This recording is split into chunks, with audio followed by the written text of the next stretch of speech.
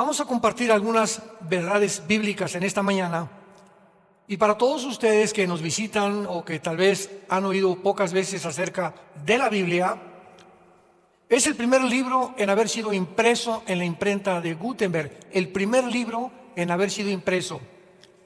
Es el libro que contiene los registros más antiguos de historia, geografía, arqueología, paleontología, antropología, genética, química, matemáticas y cualquier otra disciplina académica que tú me quieras mencionar. No hay comparación con el Tripitaka de Buda, ni con los Vedas de los persas, ni con el Corán del Islam, ni con ningún otro libro religioso. Y el personaje central de la Biblia, que es Jesucristo, no tiene comparación. No podemos poner a Buda, ni a Mahatma Gandhi, ni a Abraham, ni a ningún papa, ni a ningún santo. Nadie se puede poner al lado de la persona de Jesucristo, el Hijo de Dios. Es incomparable su entrada al mundo. Es tan importante la entrada al mundo o en el escenario mundial de Jesucristo que la misma historia está dividida con la venida de Jesús. Yo hace algún tiempo tenía un debate con un ateo por una estación de radio en una nación de Centroamérica y me decía, es que yo creo que ni siquiera Jesucristo existió. Yo solamente le dije, ¿me podría decir ahorita en qué día estamos?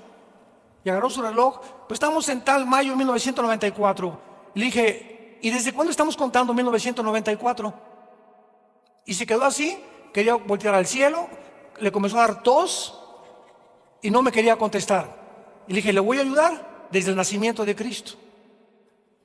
Porque desde que nació Jesucristo se cuenta después de Cristo y antes de Cristo toda la historia humana. Le dije, ¿quién es el personaje que más ha impactado tan grandemente el mundo que inclusive el día de su nacimiento, aunque sabemos que no es el 24 de diciembre, sin embargo se celebra el nacimiento de Jesucristo, no el de Buda, no el de Mahatma Gandhi, no el de Zoroastro, de ningún otro personaje? Hasta los ateos cierran sus comercios. Y no solamente el nacimiento de Cristo es el único personaje del quien llega un espíritu como esta Navidad, de melancolía, de cantos, y nos comenzamos a hacer regalos. ¿De dónde viene todo esto?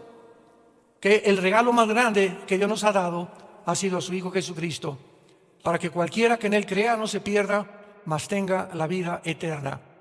Pero no solo eso, sino que también Jesucristo es el único personaje en la historia de quien se celebra su muerte, la famosa Semana Santa, que hasta vacaciones dan. Entonces, cuando venimos a la Biblia, que es el libro que nos muestra la vida, el carácter de Jesucristo, que Él es el reflejo del único Dios vivo y verdadero, vamos a encontrar evidencias filosóficas, históricas, éticas, genéticas, repito, porque más del 40% de las profecías de la Biblia se han cumplido. Una de las más grandes profecías que se cumplieron en el siglo pasado fue el 14 de mayo de 1948, cuando la nación de Israel, después de casi 2000 años de exilio, regresa de una forma sorprendente, asombrosa, que ninguna civilización nunca jamás había tenido lugar, un evento de una nación que haya sido exiliada al mundo y que no hayan sido absorbidos ni de su cultura, ni sus tradiciones, ni su religión, ni nada de lo que Israel había tratado de mantener y que lo mantuvo durante cerca de 2000 años. No ha habido eso.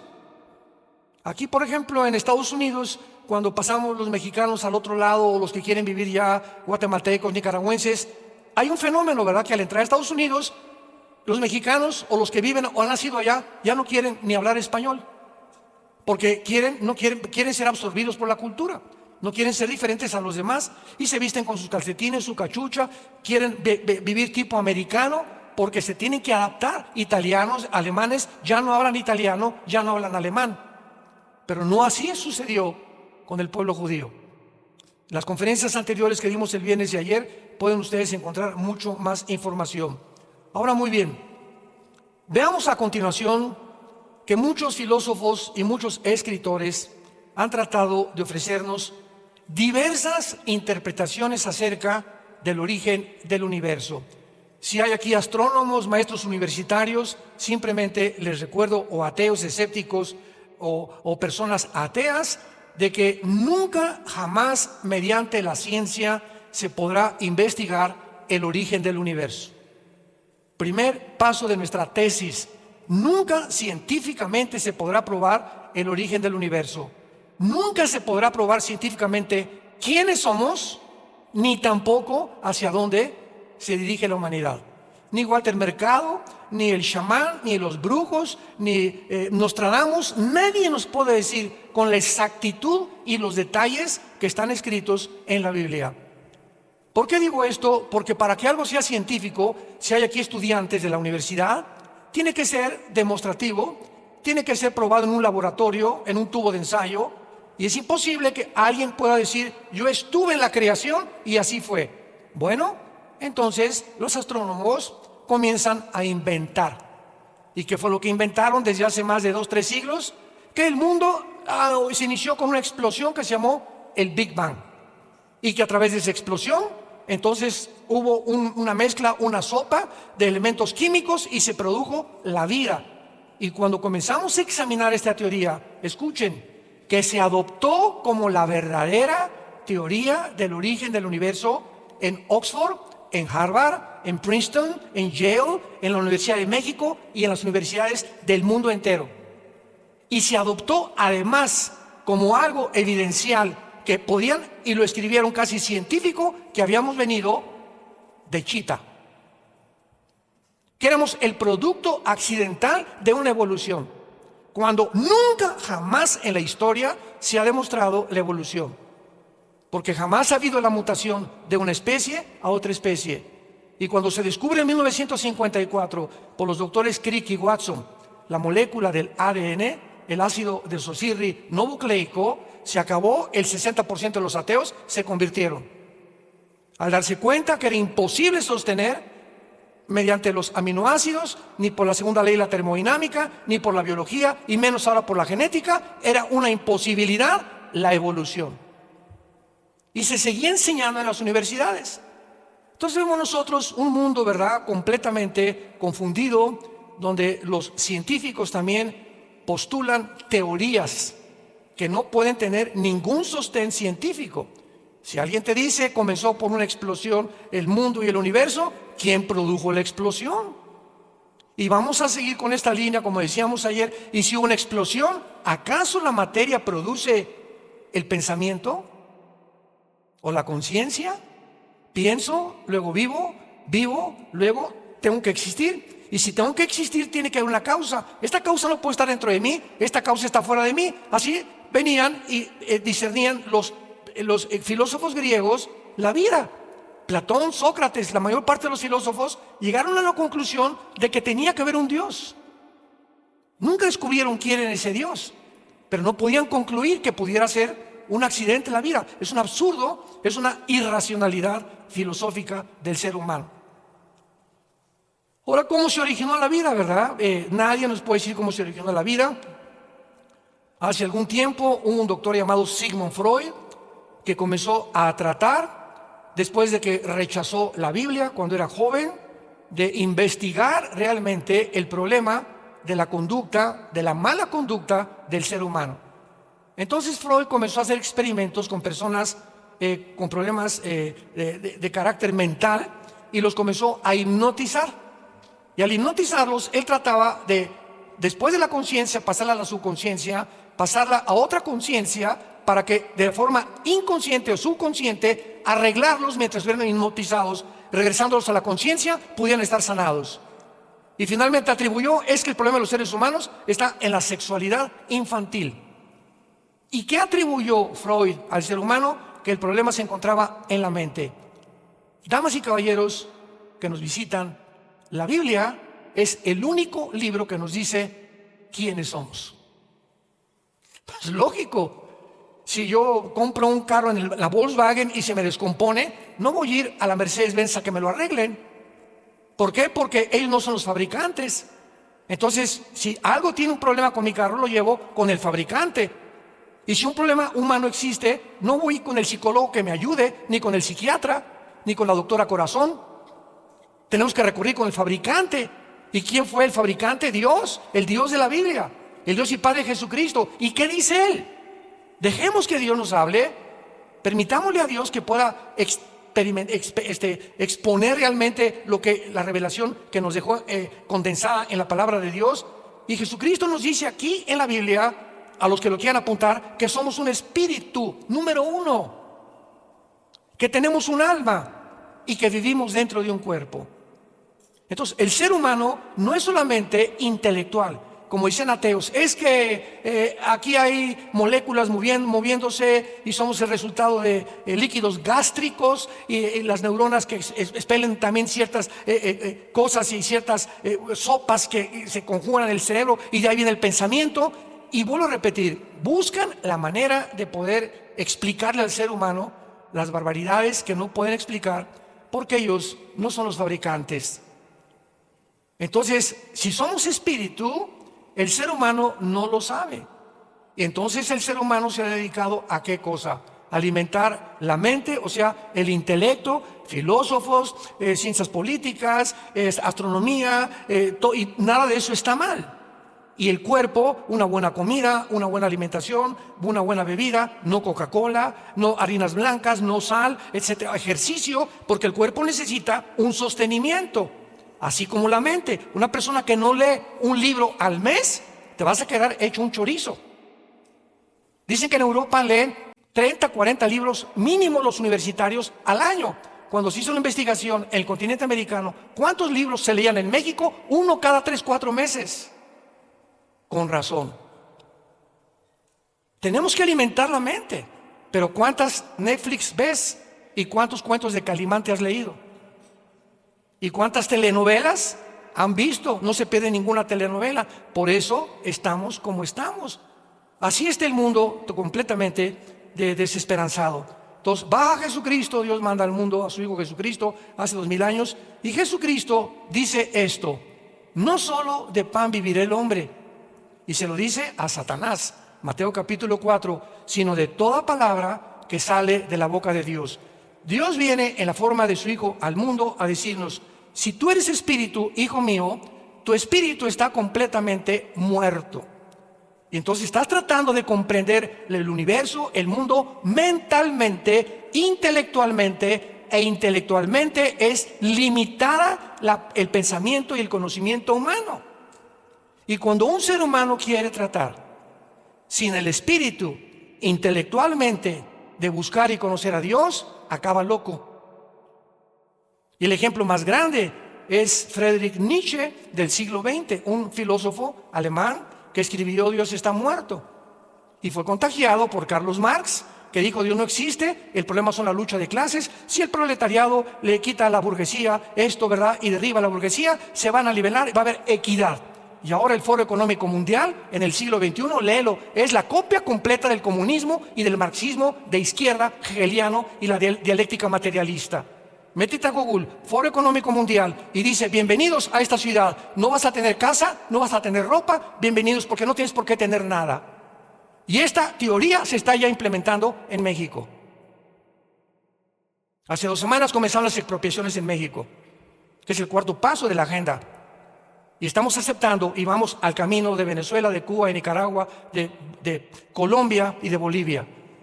Y nadie está consciente de todas estas cosas. Seguimos como borregos, conformándonos solamente en mi mundo, sin interesarme lo demás, ni tampoco poner a Dios dentro de mi vida. Lo sacamos de la ecuación y por eso perdemos completamente el rumbo. Entonces Jesucristo nos dice: tu espíritu necesita alimento.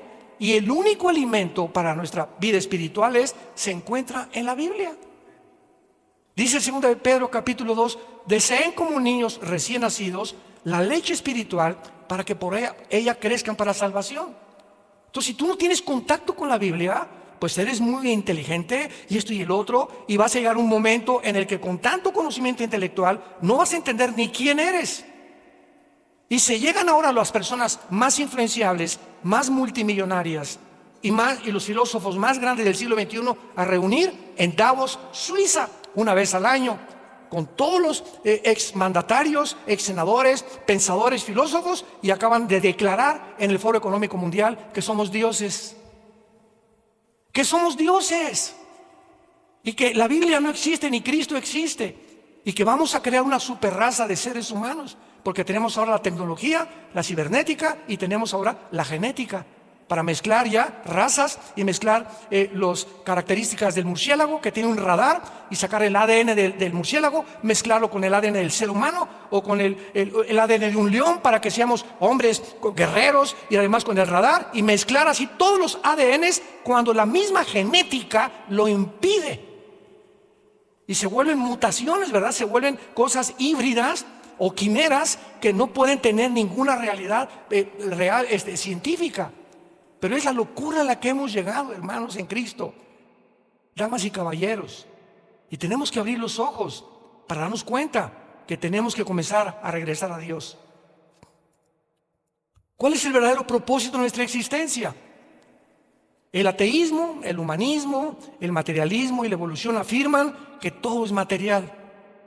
Yo lo digo porque yo, antes de convertirme y conocer a Jesús, yo fui ateo. Yo me decepcioné de la religión, no de Jesús, porque crecí en colegios lasallistas, en la primaria, la secundaria, la preparatoria. Jamás nos enseñaron la Biblia, nos enseñaron una religión.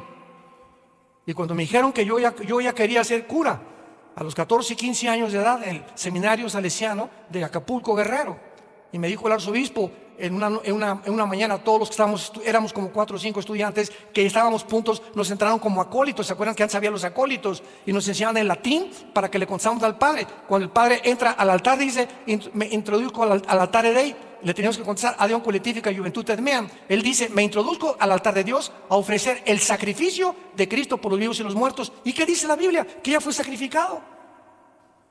Entonces, ¿qué es lo que estaba diciendo este señor al entrar a un supuesto altar? Que se brincaron la cruz y que ahora tenías que volver a recibirlo con la famosa comunión.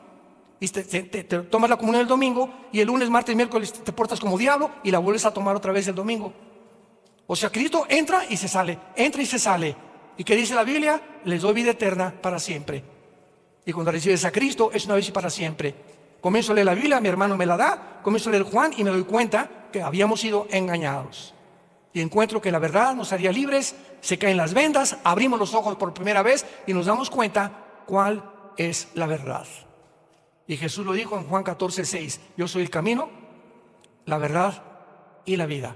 Fuera de Cristo no hay ninguna verdad absoluta, porque es un mundo de relativismo, donde tu verdad es tu verdad, mi verdad es mi verdad. Mira, yo soy gay, déjame como yo estoy, tú eres como estás, no te metas. Mi verdad es esta, como dijo el fundador de la cadena CNN, verdad, de televisión, que ya vendió, tiene como 35% ahorita de las acciones. Ted Turner se llamó, que se casó también con Jane Fonda, una muchacha artista de cine. Y Ted Turner se decepciona de Dios, de la religión, se vuelve ateo también, y dijo los 10 mandamientos de Ted Turner. Y ahora yo voy a hacer mi vida, mi ética, mi moral, y voy a determinar qué es bueno y qué es malo. Y lo que él dijo es a lo que el mundo ha llegado con el movimiento LGTB, con la ideología de género, que ahora están las escuelas públicas enseñándoles a nuestros hijos menores de edad que se masturben a los 5 o 6 años de edad, que se usen los baños de las mujeres igual que el de los hombres, que en los Juegos Olímpicos juegue una luchadora mujer con un luchador hombre porque el hombre es transgénero, como la italiana que casi la noquean ahora en los Juegos de París. El mundo está completamente desarticulado, ha perdido la brújula, porque le han dicho a Dios: no te metas con nosotros, somos lo suficientemente inteligentes para poder determinar qué cosa es bueno y qué cosa es malo. Tenemos ateos como Carlos Marx, Sigmund Freud, Nietzsche, Bertrand Russell, que dijo: bueno, pues es que jamás se podrá llegar a la verdad. Y cuando descubrimos a Bertrand Russell, tenía 5 esposas y 2 amantes. Jean-Paul Sartre, el padre del existencialismo, fue mi ídolo en los 60, 70, cuando yo era ateo. Sartre escribió El muro y la náusea. Esos libros yo me los devoraba cuando era joven, y en uno de sus libros, en El muro, dice Jean-Paul Sartre: veo un muro donde yo estoy tratando de poder determinar cuál es mi propósito en la vida, porque ya negué a Dios, y si no hay Dios, entonces ¿qué hay? Y pone ahí: me estrellé contra el muro porque no puedo brincar ese muro al otro lado. Y dice Sartre: yo sé que al otro lado hay algo, pero no puedo verlo. Y lo que él estaba diciendo es: he descubierto que estoy limitado, que por más inteligente que yo sea, no voy a poder comprender a Dios. Es necesario que Dios se revele a mi mente, porque por medio de mi intelecto nunca lo podré comprender, que es exactamente lo que la Biblia dice. Y su hija antes de morir le dice a Sartre: papá, ¿qué es lo que te pasa? Y Sartre le dice antes de morir a su hija: hija, ¿sabes cuál es mi tragedia? Que he tratado de vivir toda mi vida luchando contra alguien que no existe. Entonces perdí mi propósito de la vida. ¿Cómo es que gasté mi vida tratando de demostrar que alguien no existe? Si no existe, pues no existe y voy a vivir. Pero ¿por qué trato de convencer a las demás personas que no existe? Perdí el tiempo. Y como dijo el gran filósofo francés, que igual que Laplace y que Klepper, etcétera, etcétera, que llegó un ateo y le dijo: mira, Dios no existe.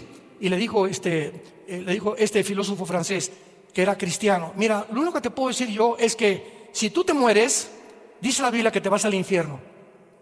Y si yo me muero, dice la Biblia que Jesucristo viene por mí para llevarme al cielo. Entonces, vamos a suponer este cálculo. Si tú te mueres, yo no pierdo nada, ¿verdad? Porque dices que no existe nada. No hay Dios, no hay infierno, no hay cielo. Pero si tú te mueres y yo tenía razón, ¿qué amolada te vas a llevar? Prefiero creer a no creer, siguiendo una línea elemental de lógica filosófica natural. Ahora, ¿existe alguna moral absoluta? El mundo que vivimos dice que no hay ninguna verdad absoluta. Al contrario, todas son especulaciones, ¿verdad? Vuelvo a repetir, tu verdad no es mi verdad, no hay una verdad absoluta, todo es de acuerdo a la perspectiva en la que tú percibas el mundo y el cosmos, etcétera, etcétera. Entonces, cada quien, como dice la Biblia, como ovejas nos hemos cada quien salido del corral, y unos piensan esto, otros, tratando como seres humanos limitados, frágiles que somos, vulnerables, tenemos que morir, la vida es cortísima y pasamos el mundo como dioses. Estoy en un mundo que no entiendo, un cosmos que no sé ni por qué nací, pero yo sé que las respuestas están en mí. No puede haber alguien fuera de mí que me dé explicación de por qué soy como soy. Y esas personas así mueren exactamente, dice la Biblia, igual que como mueren las vacas, igual que como mueren los animales. ¿A qué me refiero? Los animales se despiertan, comen su comida, su cena, y se levantan, comen, otra vez, duermen y otra vez, y así pasa su vida. Y los seres humanos, dice la Biblia, que pasan su vida sin jamás haber descubierto que el Dios que existe tiene un propósito para tu vida. Has vivido en las tinieblas, naciste en las tinieblas, viviste en las tinieblas, alcanzaste y fuiste presidente, y 5 compañías como Steve Jobs, el que fundó la famosa red de Apple, muere y dices que con todos los millones que yo tuve, murió de cáncer porque buscó brujos para que lo curaran. Dice Steve Jobs: jamás se puede descubrir la verdadera razón por la cual existí. ¿De qué me sirvió ser multimillonario? Jesucristo dijo: ¿de qué le sirve al hombre ganar el mundo si pierde su alma? ¿De qué te sirvió ser y tener el poder que pudiste adquirir y el dinero que alcanzaste, y ya fuiste diputado, y ya fuiste gobernador, y después qué? ¿Que no sabes que la vida se te tiene que acabar? Y cuando se te acabe la vida, ¿qué es lo que vas a poder abrir al abrir los ojos? ¿La condenación eterna o el cielo que Jesucristo viene por nosotros? Y tenemos una sola vida para decidir lo que queremos hacer con nuestra vida. Ahora, muy bien, en Juan capítulo 17, que es una de las oraciones más maravillosas que se encuentran en la Biblia, Jesucristo ora al Padre antes de morir. Y podemos contestar en este pasaje realmente cuál es el propósito por el cual tú y yo nacimos. A los jóvenes se les enseña: hijo, busca una profesión donde hagas dinero. ¿No es cierto? No, papá, quiero ser futbolista. Pues mira, va a estar muy difícil, que ser como Messi o como Cristiano Ronaldo, ¿verdad? Te vas a morir de hambre. Quiero ser músico. No, pues mira, búscate una profesión donde hagas dinero. Siempre estamos impulsando y motivando a nuestros hijos el dinero, el dinero, el dinero. Y cuando esos padres se mueren, los hijos como alacranes están esperando que se muera el viejo para ver qué herencia les dejó. Y cuando tú te mueras y les dejaste $5 millones a tus hijos y todo lo que tú trabajaste, ¿para qué lo hiciste? Para dejárselos a hijos tuyos, a una herencia que tú dejaste, que nunca les hablaste de la vida eterna ni el propósito por el cual iban a vivir. Tú le dejas a un hijo tuyo dinero, ese hijo se va a echar a perder y se convierte en una maldición para su vida. Pero si tú te mueres y tus hijos no tienen ni un petate donde acostarse, pero con la seguridad que tu hijo, mi Panchito y mi Carmelita, tienen a Jesucristo, te mueres en paz porque Dios se va a encargar de ellos. Y Dios los va a bendecir tarde o temprano. Y Dios va a hacer que les vaya bien en la vida tarde o temprano. Te mueres en paz. Entonces veamos los valores desde la perspectiva bíblica, desde la perspectiva divina. ¿Para qué vives? ¿Para hacer dinero? ¿Para hacer fama? ¿Publicidad? ¿Para que seas conocido? ¿Para que tengas poder? Porque dicen, bueno, pues es que si tengo dinero ahora tengo poder. O para pertenecer a un partido político donde están todos y ahí está el pastel, pues me voy a hacer el pastel. Y mis convicciones filosóficas, estadísticas, etcétera, etcétera, los derrumbo. La familia no importa, el matrimonio no me importa, ni mis hijos tampoco. Quiero poder. Quiero pertenecer a ese grupo político. Quiero pertenecer a ese grupo de intelectuales. ¿Por qué? Porque quiero ser entre ellos. Quiero ser grande. Y acabas recogiendo basura y sacrificando a tu familia por el ego tan grande con el cual el ser humano ha nacido. Dice Juan 17, Cristo antes de morir, estas cosas habló Jesús, levantando los ojos al cielo, y dijo: Padre, la hora ha llegado, glorifica a tu Hijo para que también tu Hijo te glorifique a ti. Como le has dado, vean lo que dice Jesús, que Él recibió del Padre una potestad, o sea, un poder. Dios le dio a su Hijo al venir al mundo un poder sobre todos los seres humanos, sobre toda carne. ¿Para qué? Para que Él nos diera la vida eterna. A todos los que le diste. ¿Y qué es la vida eterna? Que te conozcan a ti, al único Dios verdadero, y a Jesucristo a quien tú has enviado. Dios manda a su Hijo para decirnos: diles que son peregrinos, que somos extranjeros y estamos habitando un mundo temporalmente, y que la vida no se acaba con la muerte. Y yo tengo que demostrarles que la vida no se acaba con la muerte. ¿Y qué hizo Jesucristo? Es crucificado, muerto, enterrado y resucitado a los 3 días. Y la resurrección de Cristo es la base fundamental, el bastión del cristianismo. El cristianismo no podría existir si Cristo no hubiera resucitado. Porque si no hubiera resucitado, hubiera sido como todos los grandes líderes religiosos que acabo de mencionar, que ahí en la tumba de Buda, ahí está la tumba de Mahatma Gandhi, ahí está la tumba de Mahoma, ahí está, pero ve a Jerusalén y está la tumba de Jesucristo vacía.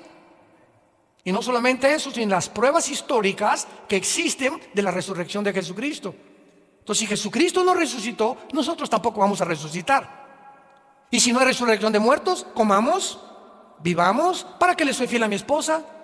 El que no tranza no avanza. Aquí se trata todo de hacer dinero. Pues voy a chantajear, voy a defraudar, no voy a pagar mis deudas, voy a tratar de tener amigos por intereses políticos o económicos nada más. Voy a tratar de abrirme paso a como dé lugar. No me importa que sacrifique a mi familia, porque solamente soy yo. Hago mi jaula a mi alrededor y me meto en una pecera donde solo yo existo. Mis propósitos, mis intereses y los demás a mi alrededor, no me importa nada. Y viene Jesucristo y nos rompe esa cápsula en la cual nos habíamos encerrado y nos dice: el secreto de la vida no está encerrarte en ti, sino en vivir para los demás. En vivir para los demás. Yo no vengo a que ustedes me sirvan. Yo, el creador del universo, de las galaxias, de las estrellas, de los peces, de las hormigas, de los pájaros, de los seres humanos, de todo lo que existe, vengo a hincarme delante de ustedes y lavarles los pies y decirles que los amo y que mi resurrección es la prueba más grande que ustedes también van a resucitar. Y si Jesucristo no hubiera resucitado, no tendríamos ninguna garantía de que hay vida después de la muerte. Esta es la vida eterna, que conozcamos a Dios. Y nadie puede conocer a Dios a través del vudú, o a través de la meditación trascendental, o a través de Hare Krishna, o meditando y me estoy concentrando con Él, o a través del peyote, o de la marihuana, o del LSD, o de los fetaniles. Ninguna otra droga, ningún otro medio, ningún otro sistema inventado por los seres humanos. A través de ninguna religión vas a llegar a Dios, porque las religiones no salvan ni dan el conocimiento de Dios. El cristianismo no es una religión, es una relación personal, viva, dinámica, orgánica, con alguien que está vivo. Ves a los del Islam, ¿verdad? Se hincan y ahí están, no saben ni a quién, Alá, no saben, no tienen ni pensamientos para Alá.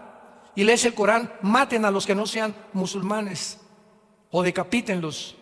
Y vienes a la Biblia y nos muestra la historia del principio al final como está escrita, para que sepamos que Dios se adelantó a la historia para demostrarnos que Él es real, que la Biblia es la palabra de Dios y que Jesucristo es su Hijo, que quiere entrar esta mañana a tu vida y darte la vida eterna. Que es la vida eterna, que cuando tú mueras no te condenes en el infierno.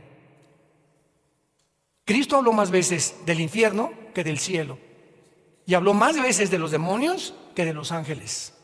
Era tan grande la preocupación, y Cristo en Getsemaní, saliéndole sangre por las capilaridades de su piel, que Él sabía que se iba en la cruz a enfrentar a todo el pecado de todos los seres humanos, a Satanás y a la muerte.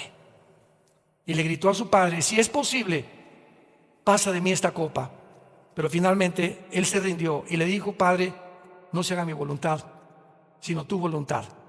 Porque de tal manera amó Dios al mundo que nos dio a su Hijo Jesucristo. Entonces Dios podía enviarnos palomitas y miren, yo los amo y les voy a dar, vayan al cine. Cualquier religión salva, sigan cualquier religión, pero Jesucristo desde el cielo nos manda un mensaje. No hay manera que tú tengas contacto conmigo si antes no conoces a mi Hijo en la cruz. No hay manera de conocer a Dios si antes no conoces a Jesucristo, porque es Jesucristo el mediador, el que nos conecta con la fuente de energía. Y si tú crees esto, tienes la vida eterna.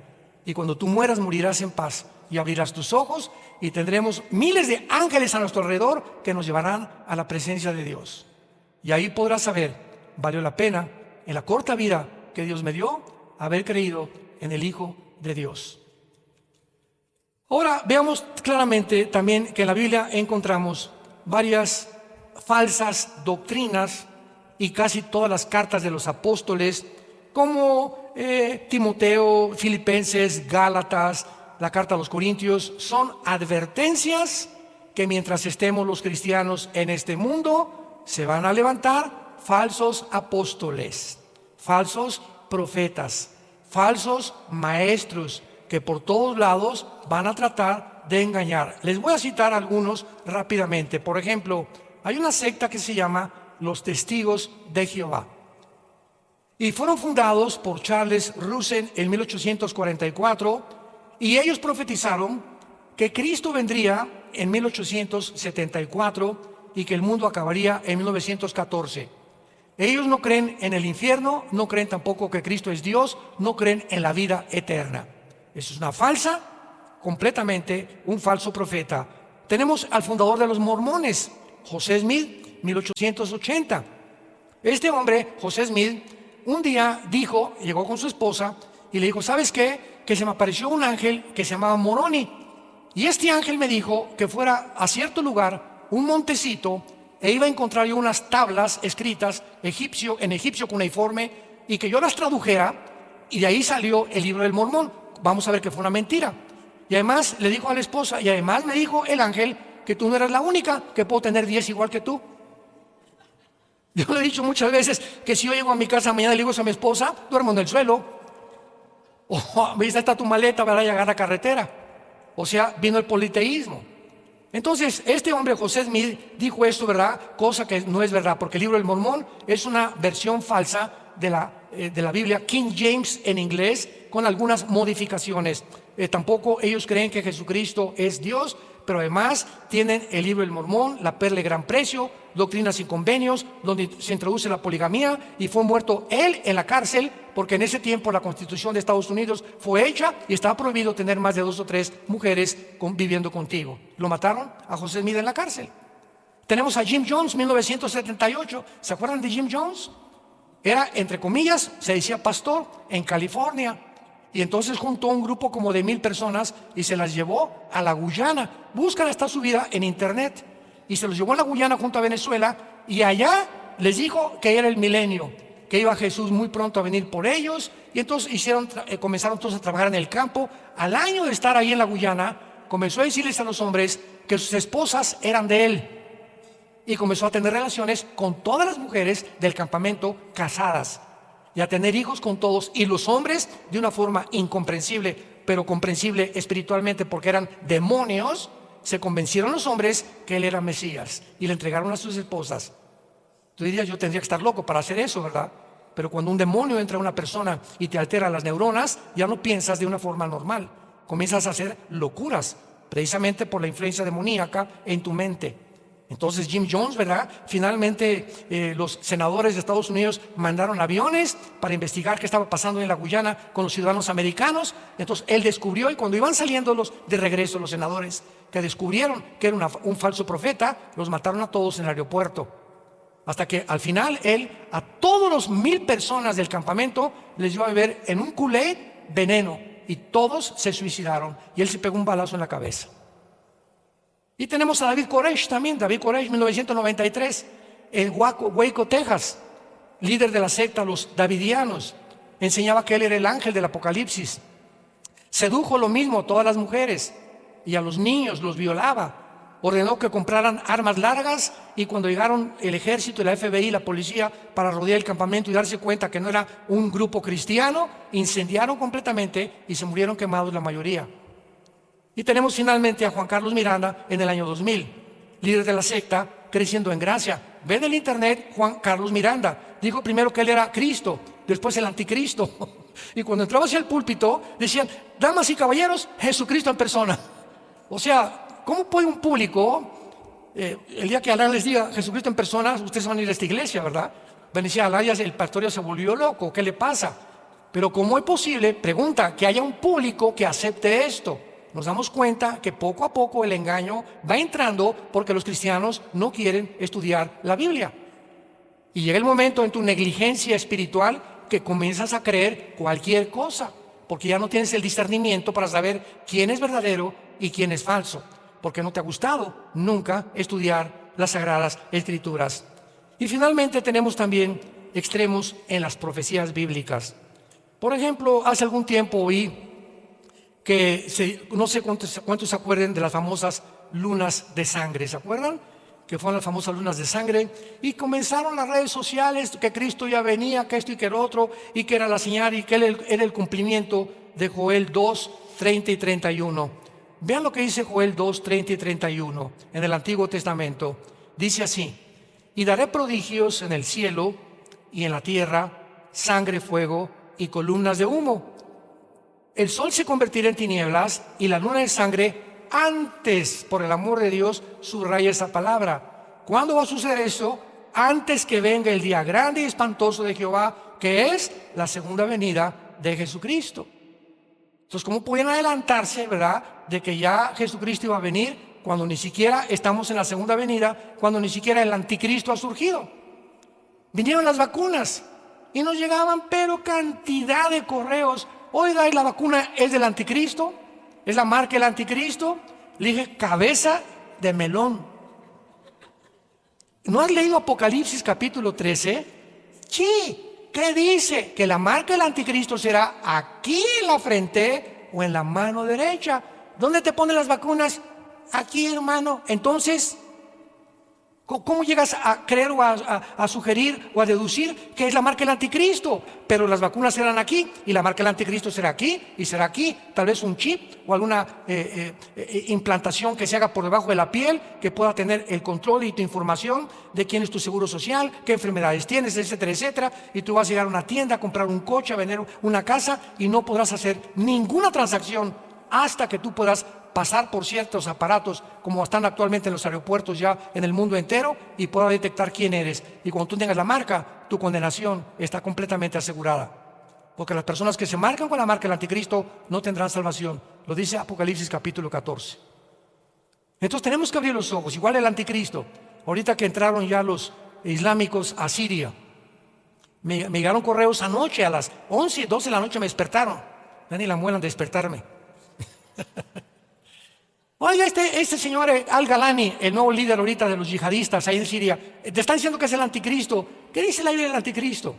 que va a surgir cuando se junten 10 naciones, 5 de Europa, ya lo hablamos ayer, y 5 del Medio Oriente, y una vez que haya un G10 de naciones, 5 de Europa y 5 del Medio Oriente, porque Europa va a quedar sola, Estados Unidos va a caer, tarde o temprano, Rusia va a caer, va a quedar como un pollito desamparado Europa, va a tener que pedir el petróleo al Medio Oriente, y se van a unir Europa con el Medio Oriente, y cuando esta unión haya, y la leamos en los medios de comunicación, de uno de estas 10 naciones saldrá el anticristo.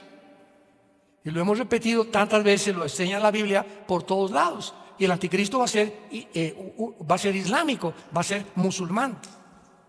Y va a salir exactamente de donde está ahorita la rebelión, en Siria y entre Irak. Porque en el Antiguo Testamento, Babilonia, que era la cabeza del estatua de Nabucodonosor, era Babilonia, que es Irak, Siria y el Líbano, o sea, la antigua zona de la Mesopotamia, que significa tierra entre dos ríos, entre el Tigris y el Éufrates. Entonces, ahorita la zona geográfica donde acaban de derrocar al presidente de Siria y Rusia se sale e Irán se sale, inconcebible, porque Rusia tenía en Siria la única base naval al Mediterráneo. Y el hecho que Putin no haya hecho nada, síganme con cuidado, el hecho que Putin haya dejado que Assad, dicen que nadie sabe dónde está, pero no lo defendió, ni Estados Unidos lo defendió, y entraron los yihadistas. ¿Qué significa esto? Que Rusia está a punto de caer también. Pero acuérdense cuando cayó el comunismo en 1991, que Mikhail Gorbachev dijo, es que teníamos desde los 80s, 10 años, con una vida de bluff. La Unión Soviética era una fachada, donde todo el mundo, Rusia y el poder, estábamos en la pobreza, dijo Gorbachev.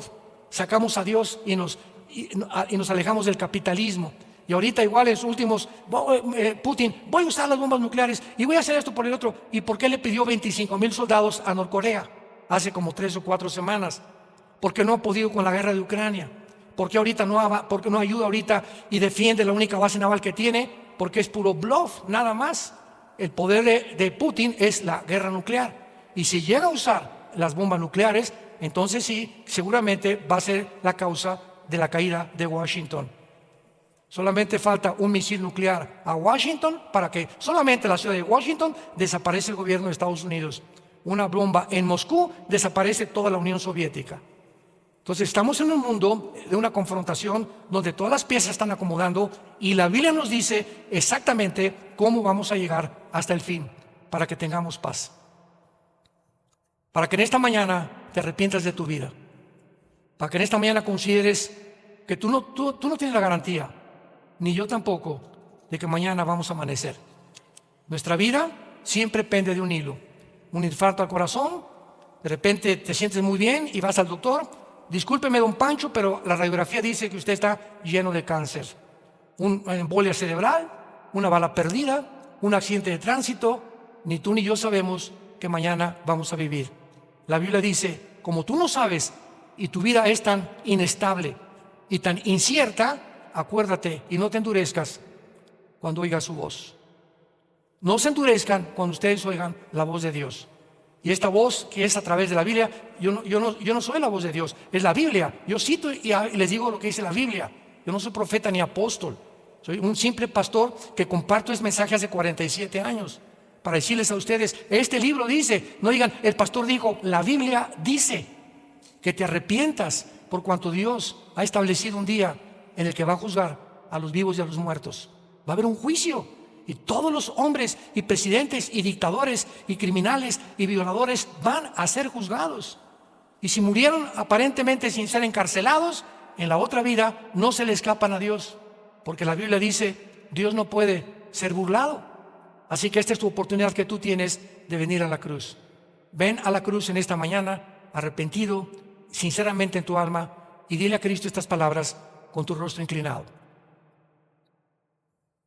Dile, Padre Santo que estás en el cielo. En silencio lo puedes hacer. Te doy las gracias por haber hablado a mi corazón en esta mañana a través de la Biblia. Y hacerme consciente que no he vivido según tu agrado. Que he vivido demasiado centrado en mi persona, olvidándome que hay otra vida después de esta vida. Creo con todo mi corazón que hace 2000 años Tu santo Hijo Jesucristo abrió sus brazos en esa cruz y derramó su sangre preciosa como el antídoto, como la medicina para mi pecado. Me arrepiento sinceramente y me quiero volver a ti. Reconozco que el camino donde me encuentro es un camino que tarde o temprano me conducirá a la muerte. Quiero regresar a ti, Señor, y te pido que entres a mi corazón, porque creo que a los 3 días, después de haber sido muerto y crucificado y enterrado, resucitaste para que en esta mañana me recordaras que algún día volveré a vivir contigo. Entra a mi vida, Jesús, en este instante como mi Señor y mi Salvador. Te recibo y te doy las gracias por darme la vida eterna. Amén.